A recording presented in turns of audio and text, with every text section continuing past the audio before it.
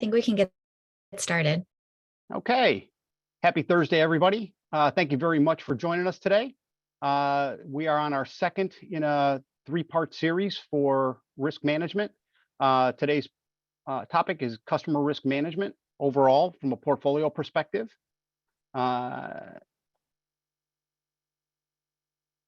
And the following series is going to be the collection optimization. So first of all, again, thank you for joining. We've got a complimentary coffee gift card available to everybody that's joined today following this session. Greatly appreciate you joining. And there's also a gift that we're going to be sending out a notice after the event's over for participants that are working with us on the polling questions or answering the polling questions. And so you'll be notified if you are the lucky winner of that following the event. So quick set of introductions. My name is Jay Daly. I'm with the D&B partner team.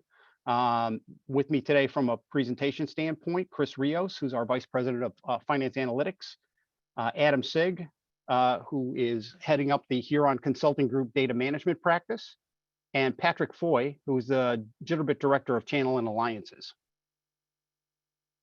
Just quickly touching, if you didn't hit session one, this is available on a recording.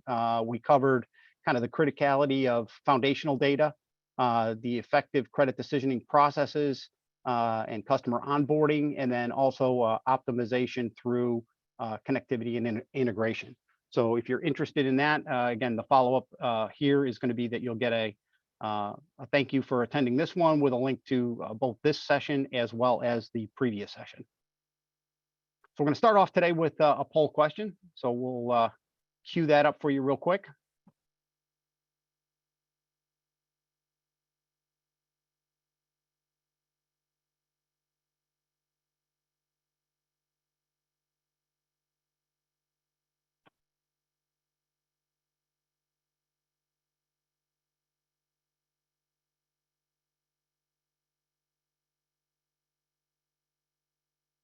So I'll ask Naira to let me know when the results are in. Yeah, just going to give it a few more moments as we still have participants participating on it. Fantastic.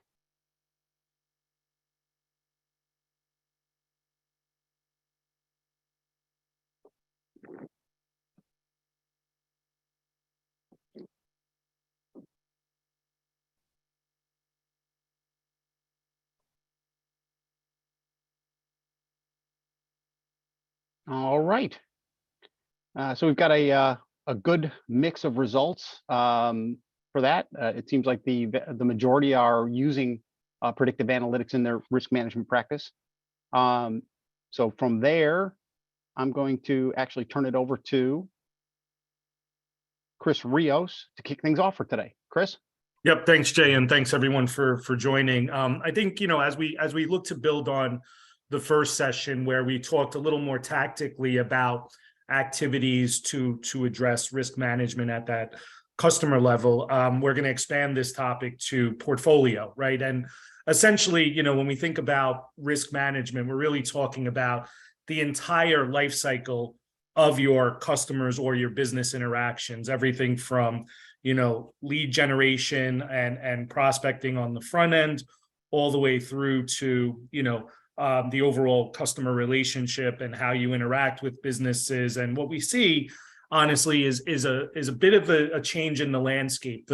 While certainly the traditional risk management strategies are being employed by companies, we're starting to see the emergence of, you know, other bits of analytics that are alternative in nature. So there's certainly fraud, ESG, other analytics that are now being combined with the traditional financial risk analytics that businesses are applying. So I think really what we want to keep in mind as we go through the next several slides is this idea that risk management isn't just the responsibility of finance or accounting. It's really got to be an adopted practice throughout the organization. It may start with finance, but the analytics and the changing landscape and the new analytics being introduced are allowing businesses to really incorporate more data attributes that can really, again, be appended to customers at inception and carry through and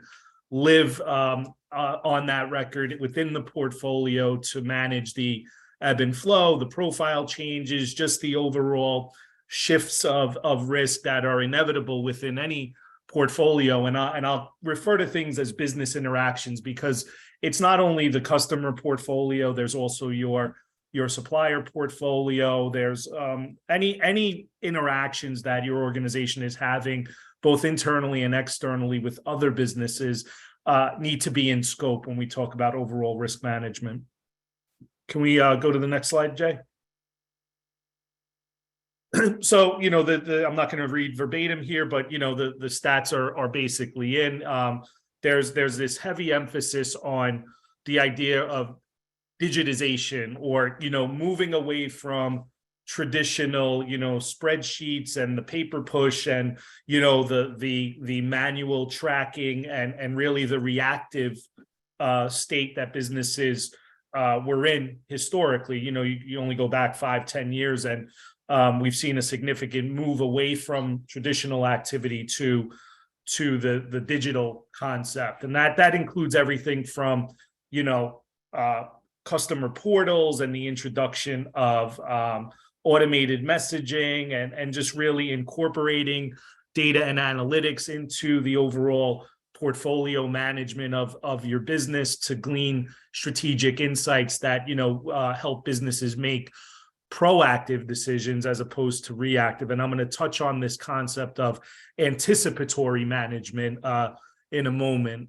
We can go to the next slide. So again, we're reiterating what we've been talking about. It's this idea that, you know, while your own historical organization's performance is beneficial to know, by the time you've really analyzed it and by the time you've measured it against what's happening in the market or in your particular industry, regionally, globally, usually at that point, the data is already stale. And so the introduction of analytics that are predictive and forward-looking allows businesses to move from reactive to anticipatory. And this concept is really the idea that if I know there's a greater likelihood of something to happen, I'm better prepared. So that's the anticipatory aspect of that. So leveraging the analytics in such a way that informs you of the potential of something changing, and that change could be positive or negative, but knowing it far enough in advance allows businesses to take the necessary action before a negative outcome hits them. Or if there's a positive output, they can start to build their strategy around that information. And we see that a lot in businesses, you know, who are pursuing their open accounts receivables, those that want to better manage any supply chain risk. So these analytics are no longer just simply there as a reference point. They're actually sort of living attributes that are changing at such a rapid pace. No one individual, in the absence of technology and integration and what my colleagues will be talking about momentarily, without that, you know, it would be near impossible for businesses to really operate outside of, you know, that tactical sort of reactive way. Next slide. So, of course, you know, I'm with Dun Bradstreet, and one of the things that's at the core of what I spend a lot of my time talking to customers about is, all this sounds great, but what's the connection? Where do I gain the connectivity? And, you know, when we talk about the idea of live business identity, we obviously promote leveraging the DUNS number, right? Because it's not simply a unique identifier. That 9-digit, you know, that 9-digit number really allows you to ensure that who you're doing business with is who they say they are.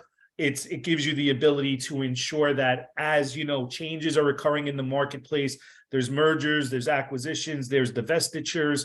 There's so much happening with the family tree structure, if you will, of organizations that, again, no one person is able to feasibly track those changes in a meaningful way. That's what this unique identifier allows you to do. And given the fact that this unique identifier is connecting relationships throughout your portfolio, we can then also leverage that to what I like to call hang additional attributes off of those customer records. And the importance there is this idea of continuous business activity monitoring. If you've attached an analytic attribute to a customer record or supplier record, to a family tree, you can now begin to track the changes within the analytic in such a way that you're being informed, again, proactively in anticipation of certain changes so that you can start to manage your business accordingly. If there's a good outcome expected, we can start to put resources against that and make sure that the positive outcome is realized. If there's something negative on the horizon, you can start to revisit your risk mitigation planning and even business continuity planning and all the things that you need to do to ensure sustainability of your business and your ability to continue interacting with your customers, suppliers, et cetera. So this idea of live business identity certainly goes beyond the concept of having a unique identifier. It's really the glue, if you will, that allows businesses, the ones who use it successfully, gain that connectivity throughout the portfolio, and they're constantly kept in the know proactively. So I think it's important to, if you're not leveraging something like this, it's certainly, I think, a powerful and at the same time, a very simple idea that can, really, I think, make a difference in how businesses manage their respective portfolios. Next slide. So, obviously we're talking about risk management, and, the idea risk management isn't, it sounds, like you're just waiting for the worst to happen. It's not necessarily that you're waiting for the worst. It's just, again, how can businesses proactively be kept aware of the ever-changing landscape of their portfolios, whether it be supply chain issues, natural disasters, geopolitical scenarios. I mean, we don't have to go much further than the last 3 years. We've had COVID, we've had supply chain issues, we've had the ongoing war. Recently, Turkey and Syria experiencing a terrible natural disaster. The benefit of the analytics is not necessarily, there's no crystal ball here, but what the analytics allow you to do is, as these things are occurring, those attributes are changing, but they're changing in regards to thousands upon hundreds of thousands upon millions of activities happening in the marketplace. And it's the power of the analytic and applying that to your portfolio that allows you to stay, ahead of all of the uncertainty that's the only constant, that something will change, whether good or bad. There's always going to be something that influences, the macro economy, and then that ultimately, trickles down at the micro level for each individual business. And to stay ahead of those changes, you have to employ a risk management strategy that incorporates analytics into the portfolio management equation. The byproduct of that, really, and we've seen this happen again to those businesses that successfully employ it, those efficiencies that are gained does have an impact on the sustainability of business, but also on the growth and the ongoing opportunities. And then with the alternative analytics that are being introduced every day, we start to see additional insights. And you don't have to go much further than ESG, and we've already have here in the US, we're going to have some regulatory challenges that are being presented regarding ESG. In the EU, they've introduced some regulatory obligations on the part of EU businesses where ESG is now a core component of how businesses will be evaluated and measured, and not necessarily a bad thing, but it's new territory for a lot of businesses. And again, I've not worked with one customer that has the luxury of just employing a bunch of analysts to go out and research all of this information. It's really dependent on their access to analytics and how they, apply those to their portfolio management. So certainly nothing negative comes out of risk management. You have the risk mitigation aspect, you have growth opportunities. If nothing else, you create a more efficient environment for your resources to work within. So hopefully some of that's insightful, and certainly would love to answer any questions afterwards on anything that's been touched upon. I think we're moving into a second poll question. Is that right, Jay? Correct. Yep. And then Adam will pick up once we get some responses to this poll question. I appreciate everyone's time.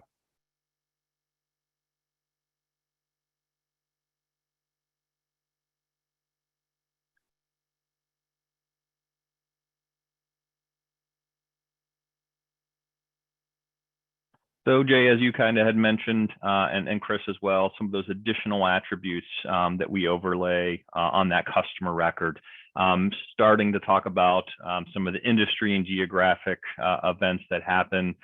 Fundamental to this poll question is being able to quickly understand, based on an event, would it really change some behaviors? So curious how folks on the phone today may already be using some of those layered attributes to change behaviors, or would want to start doing that in the future. And we'll talk over a couple of those examples here in a second.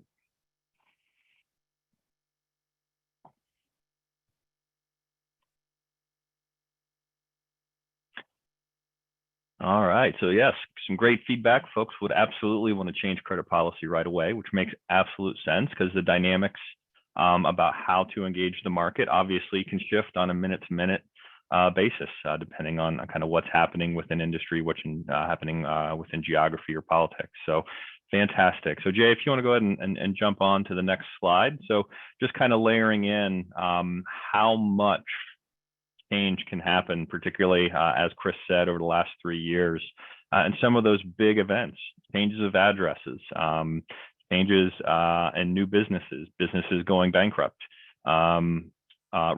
signals of risk from liens or suits being filed, and name changes. A lot of this goes to, just because we get an initial foundation of data, being able to understand change events, being able to drive monitoring is important aspect of staying on top of all the nuance, all the shift within each of those key data elements that we hang off of that customer record. All of these signals something has changed, a dynamic has changed within our supplier, within our customers, within our business partners, within our prospects.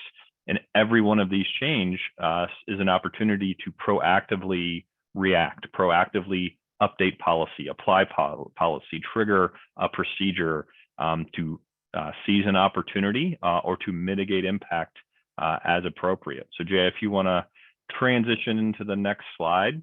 So building on all those attributes we hang upon the customer or the supplier record, really trying to gain those insights. And one story that kind of resonates is the Deepwater Horizon event, where that oil rig sank in the Gulf, and the Department of Interior halted all drilling in the Gulf. And one of our clients was a national equipment leasing firm.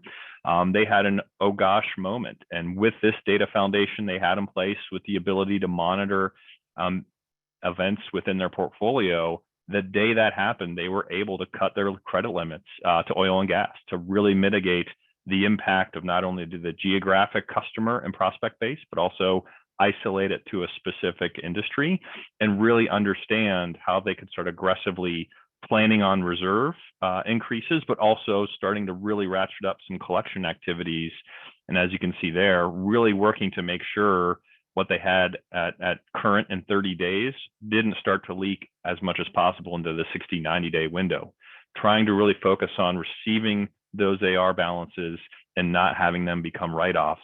They're able to prioritize that within their collections team, start offering incentives to pay early at a discount, and really help them recover cash faster than then waiting for the risk to show up 60, 90 days. And then a lot of those businesses very concerned about would they actually be active again in the Gulf.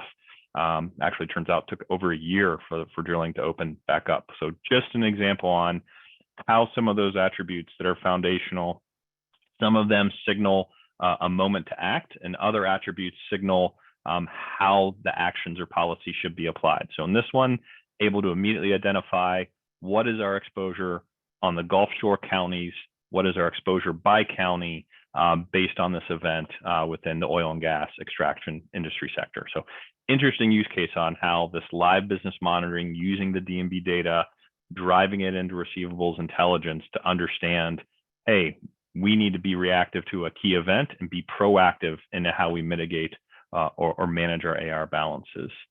Another good example, Jay, if you want to click over to the next slide, is proactively improving or understanding receivables or days sales outstanding. So this is actually a client we worked closely with last year. It's a national legal services company, has grown through acquisition, and they found that starting in 2020, they had an unexpected increase in days sales outstanding, starting to have a growing level of unresponsive dunning events. And what we found was that their data had become stale. So we went in, reinvigorated, staying on top of some of those key firmographic indicators for their portfolio from Dun Bradstreet, understanding, are they still in business? Did they have a change of address? Did their legal status change? And what we found is basically pulled together that dunning dashboard to say, hey, you're dunning 10% of your dunning customers. They're out of business. They went out of business in the last 24 months. So you can close those collection processes knowing that they're not going to be able to pay. 12% were change of address. So your dunning activity to a legal address is no longer being received. If they didn't do an NCOA or they didn't get their mail forwarded, those dunning letters are just disappearing.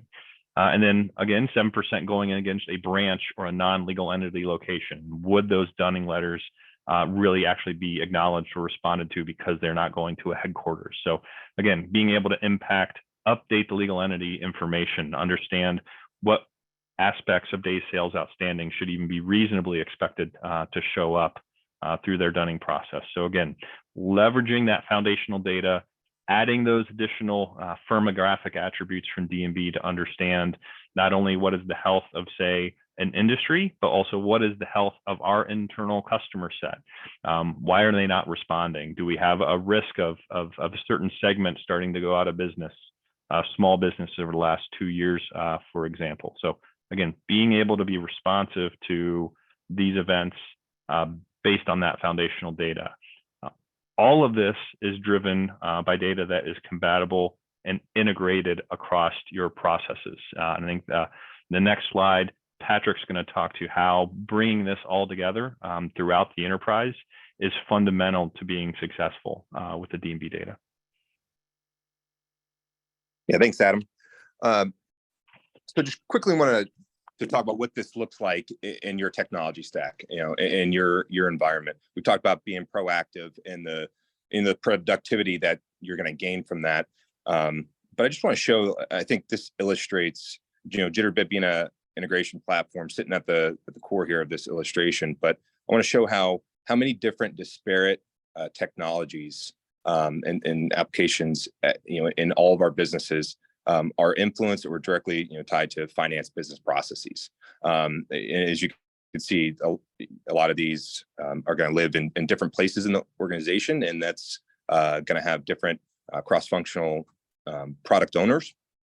And we can all receive the outputs and not necessarily be involved directly in the input of the data in these systems, but we can see how the duplicate entry, the manual efforts can be compounded and then refracted even down the road for finance business processes if we don't get this cleaned up. So we look at things like lead management that never would be in this conversation traditionally, but CRMs like Salesforce, Dynamics, ERPs like NetSuite, SAP, Oracle, Dynamics again, onboarding, your HR systems, sourcing, procurement, things like Coupa, and obviously compliance risk. So all these different disparate systems, we're not just proactively ingesting the data, but in a portfolio perspective, we want to make sure that we have good data hygiene, and that these duplicate efforts are avoided, and they're not going to come back to us from a cross-functional colleague. The inaccuracies are going to come back and bog down finance. Again, we want to free up that finance time so they can make better informed decisions here. and really, do the strategic analysis that we're hiring them to do. So with that, we're going to jump to another poll question. Just try and get a feel from everybody on the level of connectivity you've got between your various systems. Again, speaking to Patrick's point, right? Implementing a policy or a change in policy in finance that doesn't make it to the sales end of the organization, right? Doesn't necessarily help out a ton.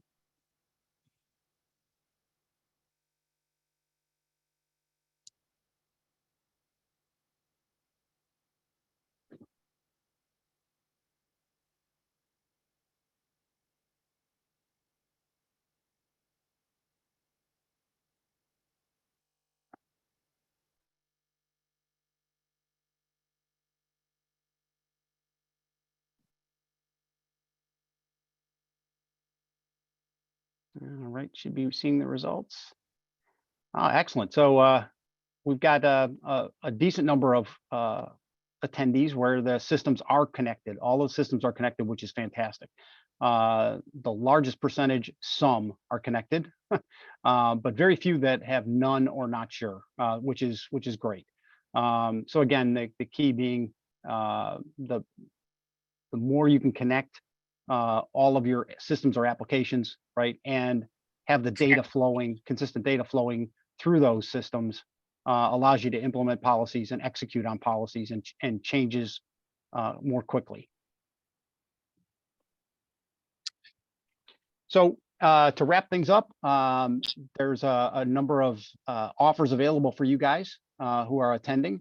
From Dun Bradstreet, there's a what we call a D&B IQ report. You will have a link in the deck that we send out to you guys following this, or there's a phone number there that you can reach out to. This is basically the ability to assess your entire portfolio for not only current risk, but look at how that risk has changed over the last 24 months through various processes. Adam, you want to describe the process health check?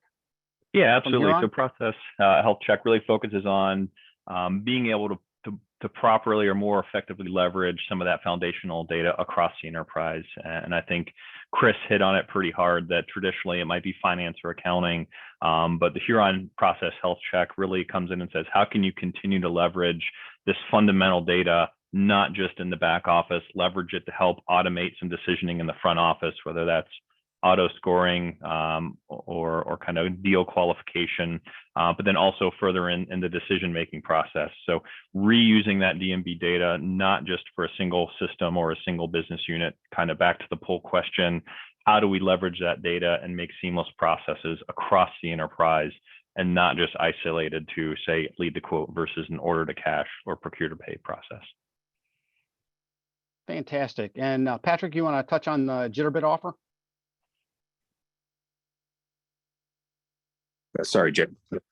Yeah, so like Adam, we can do free assessments with anyone on this call, really, just to look at the integration readiness and start by just connectivity. And I know a lot of people said that they are, the systems are all connected, but there's always room for improvement in terms of the efficiency of those integrations. And taken from the kind of the business recommendation, the consulting recommendation from that of Adam's team, we can then see if we can expedite some of these data flows or just make them more efficient. But first thing we would do is just look at the kind of integration readiness, as we would call it. Fantastic, thanks. All right, and at this point, we're going to open things up for Q&A.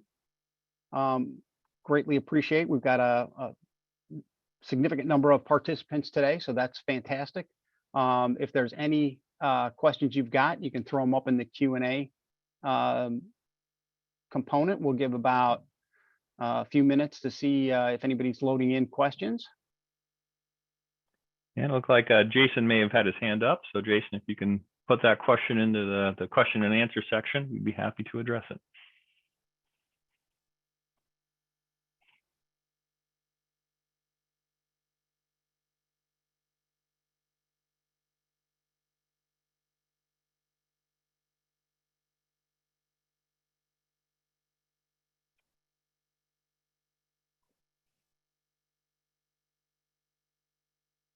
So I guess, Patrick, one of the questions I get a lot from our clients is, hey, we've got some D&B data. How hard is it to really get started in using it beyond just maybe a batch process, or start to operationally integrate it within our front office or back office? So Patrick, any thoughts or comments on, hey, there's really a starting place or a starter place to get some of that data flowing between operational systems with Jitterbit? Yeah, I mean, usually I would say we follow the recommendation of the consultant, depending on the nature of the project. But like I said, just connectivity and getting access to the data, so you can make those informed decisions. I always like to approach any project from a crawl, walk, run. We can.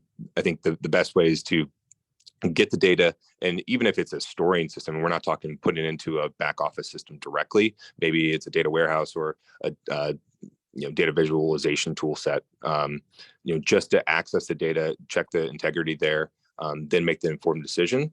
I think that's always the right approach. We even see this a lot in the kind of M&A space, right? Where we're not exactly sure about the phase 2 of that project, but this consolidation project is happening no matter what, and we want to get access to the right data in a timely manner to make those quick decisions. Yeah, Patrick, I was gonna say we've got a question from one of the participants, Jeff.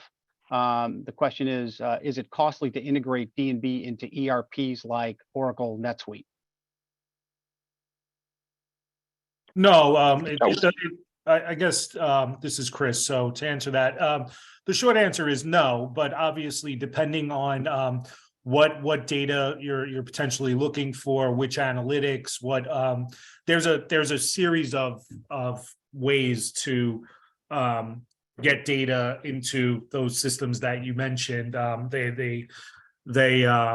With our API and other integrations, and obviously with the partners on the call here, we would look at the most cost-effective way that gets you the biggest bang for your investment. But generally speaking, it's not difficult to get the data into any ERP, even the legacy and homegrown ERPs. That's the benefit of the agnostic nature of what we provide. And then again, working with integration partners, et cetera, we can pretty much get that info into ERPs, CRMs, billing systems, other point systems. So no, and obviously if you were interested, you can certainly reach out to myself directly and we could talk through your particular needs. But generally speaking, no, there's highly effective or cost-effective ways to get that into your systems. Yes, and again, Patrick being on the call as well, right? One of the advantages of the partnership between D&B and Jitterbit, right, is their ability to integrate to these systems very easily and quickly. So as a follow-up, we can have, if you take advantage of the integration assessment from Jitterbit, right, they can basically come up with a cost assessment on what it would take to do the integration based on what data that you're getting from D&B today and how you're getting it from D&B today, and then getting it into Oracle NetSuite. Yep, 100%. And Jeff, particularly Oracle, whether it's EBS or NetSuite, there are areas kind of already waiting for that data to be pumped into. And so from a key question is leveraging an orchestration engine like Jitterbit to be able to say, hey, as we recognize new sold tos, new events coming in, we want to proactively automate the enrichment. And the big question just becomes, right, are you able to enforce some required fields up front so that we can get that high confidence complete information? From there, we can automate pulling that data, populating it in within NetSuite, so it's there and ready for the business process.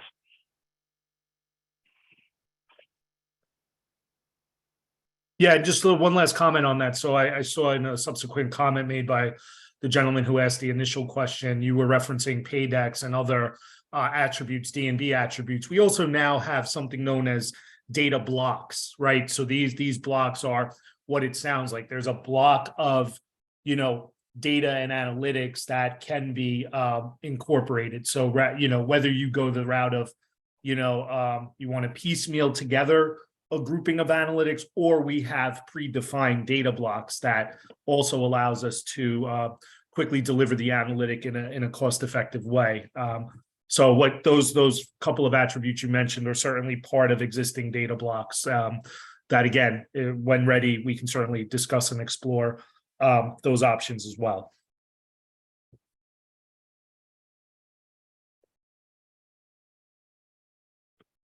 All right, we'll give another minute for anybody else who's got questions. And as a part of the setup, if you've gotten value out of the first two sessions, we'd like to invite you to our next session. You will be getting probably something via email for the next session set up on March 8th. Time slot's same as this one. And again, there we're going to be focusing primarily on the collection optimizations end of the business.